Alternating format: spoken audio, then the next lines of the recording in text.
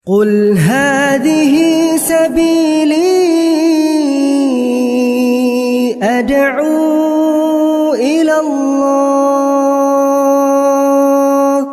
Assalamualaikum warahmatullahi wabarakatuh. Alhamdulillah, salatu wassalamu ala rasulillah, amma ba'd. Kaum muslimin yang dirahmati Allah subhanahu wa ta'ala, kita kembali membahas dongengan para habaib kaum muslimin. Dan perlu diperhatikan oleh para muhibbin atau orang-orang yang punya persepsi yang sama dengan para muhibbin, bahwasanya membahas dongengan para habaib, membongkar kedustaan para habaib, itu bukan menggibah para habaib, ya. Itu bukan membongkar aib para perkara tersebut, ya, menyebarkan perkara tersebut, maka itu namanya menggibah. Membicarakan perkara dirinya itu berarti kita sudah menggibah dia, sudah membongkar aib dia. Sementara membantah dan membongkar kedustaan ceramah para habaib yang isinya dongeng-dongeng yang sesat, yang ujung-ujungnya isi dongengannya itu adalah untuk mendoktrin umat, supaya umat ini patuh sama mereka, supaya syahwat para habaib itu terpenuhi, maka itu bukan ghibah kaum muslimin, bukan. Karena itu perkara yang mereka dakwahkan, bukan mereka sembunyikan. Bukan mereka sembunyikan. Dan itu jelas kebohongan yang nyata kaum muslimin. Kebohongan yang nyata. Dan kali ini kita akan menyimak kembali dongengan dusta dari para habaib kaum muslimin.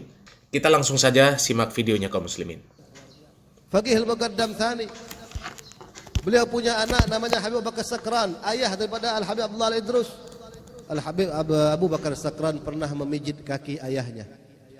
Ketika dia pijit di kaki beliau, kaki ayahnya ada butiran pasir-pasir yang baunya harum luar biasa, yang tidak pernah dilihat pasir ini di dunia. Wahai ayahku, ini pasir dari mana? Apa kata beliau? Abah baru pulang dari surga. Ini jelas dusta kaum muslimin, ya. Ini sempurna terdeteksi sebagai kedustaan. Hanya orang-orang yang, kalau bahasa Jawanya itu kaum muslimin, goblok, ya. Hanya orang yang goblok yang percaya. Coba betapa hebatnya itu Muqaddam Sani, ya. Begitu juga betapa hebatnya anaknya dari Muqaddam Sani ini, Abu Bakar Sakron. Bapaknya sudah pernah masuk surga ketika masih hidup di dunia. Ini kan sudah mengalahkan Nabi, ya, mengalahkan Nabi yang paling mulia, Nabi kita Muhammad sallallahu alaihi wasallam. Coba, kalau Nabi Muhammad sallallahu alaihi wasallam ke surga itu kan dalam rangka menerima wahyu kaum muslimin, untuk dikabarkan kepada manusia bagaimana kisah perjalanan beliau ketika Isra dan Mi'raj. Apa yang beliau lihat, apa yang beliau rasa, apa yang beliau bawa. Kemudian semuanya menjadi wahyu kaum muslimin, menjadi dalil umat Islam dalam beragama. Baik itu dalil untuk akidah maupun ibadah.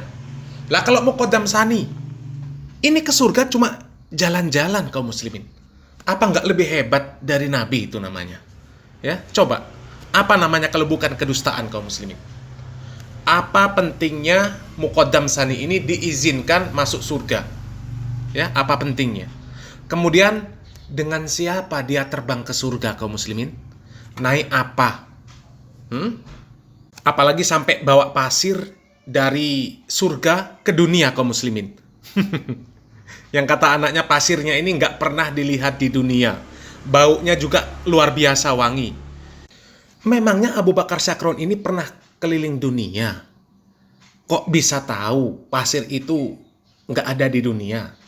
Ya, coba pikir pakai logika sajalah kaum muslimin, ya. Dipikir secara rasional, ya. Kalau ada yang membenarkan, ya maka itu tadi benar-benar akal sehatnya ini sudah musnah, ya. Totalitas lah itu jahilnya itu, ya. Apalagi kalau ditimbang pakai dalil kaum muslimin, jomplang sudah, ya, jomplang. Ya, jomplang itu. Di dalam hadis qudsi dikatakan oleh Allah Subhanahu wa taala, a'datu li ibadiyas sholihin ma la 'ainu ra'at wa la adhunu sami'at wa la hadara ala qalbi bashar. Aku telah menyediakan untuk hamba-hambaku yang soleh apa yang tidak pernah dilihat mata, tidak pernah didengar oleh telinga, dan tidak pernah terbesit di dalam hati seorang manusia. Jelas kaum muslimin, itu hadis qudsi. Kemudian di dalam Al-Quran, Allah Subhanahu wa Ta'ala mengatakan di dalam surat As-Sajdah ayat 15 sampai 16, ya. Di ayat 15 Allah menyifati bagaimana sifat penduduk surga ketika masih hidup di dunia.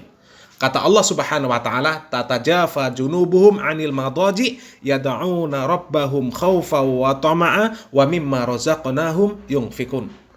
Kemudian disebutkan oleh Allah Subhanahu wa Ta'ala, fala ta'lamu nafsum ma ukhfiya lahum min qurrati a'yun jazaa'an bima kanu ya'malun. Sifat penghuni surga ketika masih hidup di dunia, lambung mereka ini jauh dari tempat tidurnya, dan mereka selalu berdoa kepada Rabb-nya dengan penuh rasa takut dan berharap, serta mereka ini menafkahkan apa-apa dari rizki yang Allah Subhanahu wa Ta'ala berikan. Kemudian apa kata Allah Subhanahu wa Ta'ala? Tidak ada seorang pun yang mengetahui berbagai nikmat yang menanti mereka, yang indah dipandang, sebagai balasan bagi mereka atas apa yang mereka kerjakan. Jelas kaum muslimin. Lah kalau kedustaan Habib itu dibenarkan, ya hadis qudsi itu dibuang sajalah. Ya nggak usah dipakai, dibuang. Karena apa? Karena masih mungkin bagian surga itu bisa dilihat di dunia, bisa dinikmati di dunia. Ya, surat As-Sajdah itu dibuang saja. Karena apa? Sudah ada yang tahu salah satu nikmat surga itu sudah dirasakan di dunia. Sudah dirasakan di dunia. Jelas, keluarga Muqaddam Tsani itu sudah merasakan masuk surga, Muqaddam Tsaninya. Kemudian sudah pernah melihat barang-barang yang ada di dalam surga. Sudah mencium bau surga. Ya. Anaknya sudah mencium bau surga, melihat pasir dari surga, menyentuh barang dari surga. Ya, kenapa nggak disimpan itu pasir? Kelilingkan ke dunia, supaya manusia ini semuanya bisa menyentuh dan mencium pasir surga. Sehingga surga itu tidak lagi istimewa. Nanti ketika masuk surga, melihat pasir surga, mencium bau pasir surga, kita katakan, alah, sudah pernah. Sudah pernah dulu saya cium bau surga ini di dunia. Ya, itu kan namanya kurang ajar kaum muslimin. Ya, itu dusta yang kurang ajar namanya.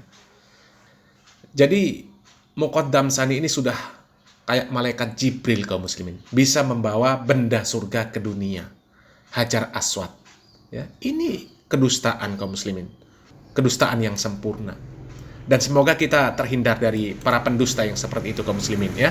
Kita lanjutkan kaum muslimin. Kita lanjutkan videonya. Baru pulang dari surga, masih ngikut pasir-pasir yang ada di surga.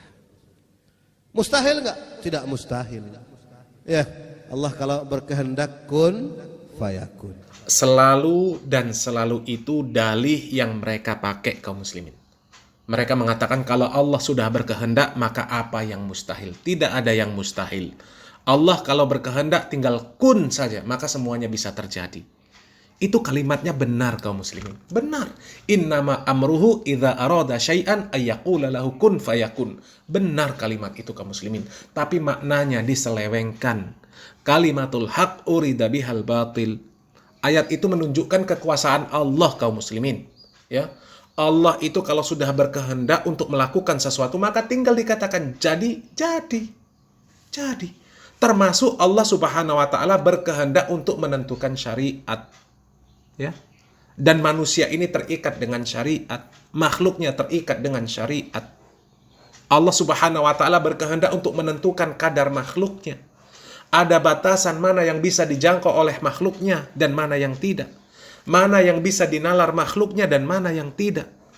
Termasuk mustahil ada manusia, ya, kecuali para nabi, yang kemudian Allah kehendaki, ya, yang masih hidup, kemudian bisa masuk surga, lalu kembali lagi ke dunia.